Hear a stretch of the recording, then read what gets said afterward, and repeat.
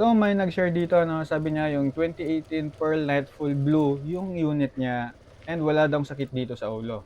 Pero yung bago niyang Honda Click 125 na version 3, wala pang 2 years, madami-dami ng mga sira. So, experience na yan mga bossing ano, maganda talaga yung Nightfall Blue. Isa yan sa mga nagugustuhan talaga ng mga Honda RS125 FI users talaga dati kasi kamukha niya yung Honda RS125 na carb.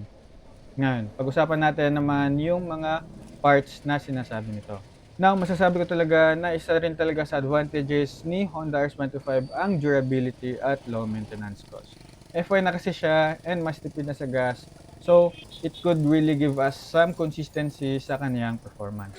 Unlike sa scooters gaya ng Honda Click 125 V3 na medyo mas marami ang sensors, electronic parts na pwedeng masira or di naman kaya ipa-maintenance.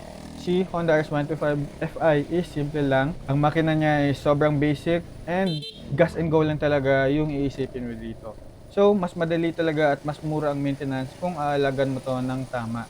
Isa pang plus, Honda RS125 Fi is good siya for daily commute, for long rides, or kahit nasa mga provincial roads. Alam naman natin na hindi perfect yung roads natin dito sa daan.